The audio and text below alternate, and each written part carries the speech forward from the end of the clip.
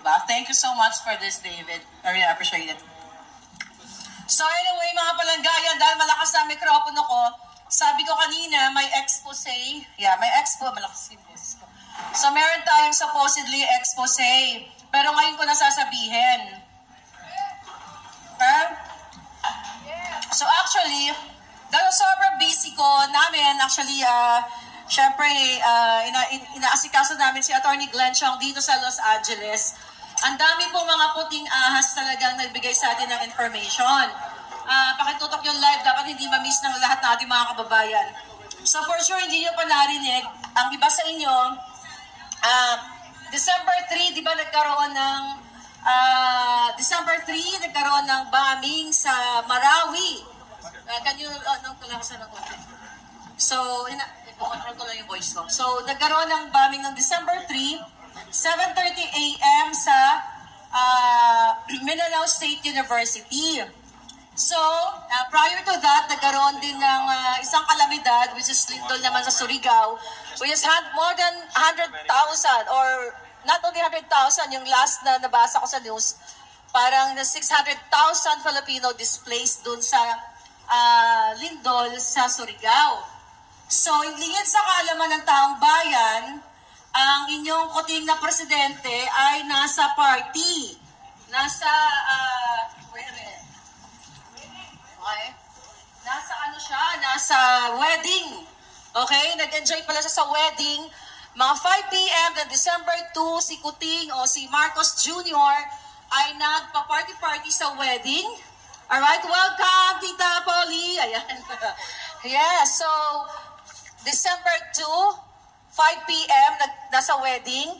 Then, nagkaroon ng lindol ng 10:30 the same day, December 2. Then, wala siyang statement ni Hani Ho. Hindi natin alam kung bangag ba siya o natutulog sa pulburon o na-OD na or something.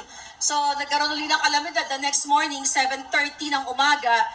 And after 4 hours pa siya nag-release ng statement, which is hindi yung audio or video, hindi natin nakita ng proof of life. So, after 4 hours pa, then, hindi pa rin natin siya nakita. So, like, after 64 hours, nag-release siya ng statement na siya ay positive sa COVID. So, yun ang kanyang chika boom boom. And until now, hindi pa po lumalabas ang presidente ng Pilipinas. It's been 8 days, okay? Na hindi pa siya lumalabas. Then, magtataka ka, buhay pa ba siya? Right? Kasi wala tayong nakitang proof of life eh. So, anyway, may nakabigay sa atin ng information, not only tungkol sa kay Kuting, pero ito palang First Lady ahas ninyo, December 3, nagkaroon pa sila ng party na hinost ng kanyang anak na si Simon Marcos. Okay, December 3, habang may biktima ng lindol, habang may biktima ng bombing, may nasusugatan, may namamatay sila, nag-e-enjoy sa Malacanang. December 3 po yan. Later on, pagkatapos ng party na ito, I can show you proof kasi nasa laptop ko. Since nandito tayo ngayon, mahirap na mag-emote ako dito. But nasa akin po yung invitation na hinost ni Simon Marcos ang kanyang mga friends at si Lisa nandoon. Sobrang nagpapakalango sila sa alak, nagpapakabongga sila sa food habang ang mga Pilipino ay nangamatay. And another expose na hindi nyo pa yata naririnig. Remember, kaya kinuwento ko na nagkaroon sila na si Marcos Jr. ng party or wedding, umatin siya ng wedding doon sa Acuzar at Aboitiz wedding.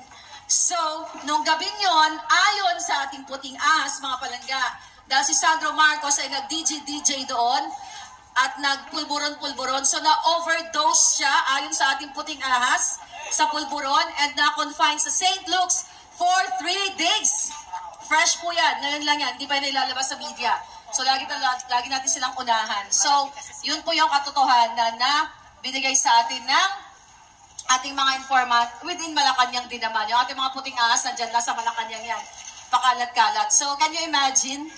Diba? Samantalang tayo dito na mga Filipino-Americans, we're sending money para makatulong sa ating pamilya, sa ating gobyerno. Tapos sila winawalgas nila sa oras ng kalamidad. Right? Wala silang pakialam. Walang puso po yung ganitong klaseng governance. But anyway, parang sabi ko sasayaw tayo, pero nag-vlog na ako. Ano ba yan? Anyway, so yes, yun lang muna yung update natin sa ating mga palangga from all over the world. Thank you for supporting your Fair Lady Maharlika, and Attorney Glenn Chong, at sa lahat ng mga Filipino-Americans, lahat ng mga palangga ko na nandito ngayon, na nag-spend ng time to be here with me and Attorney Glenn. Thank you so much. Let's party! All right!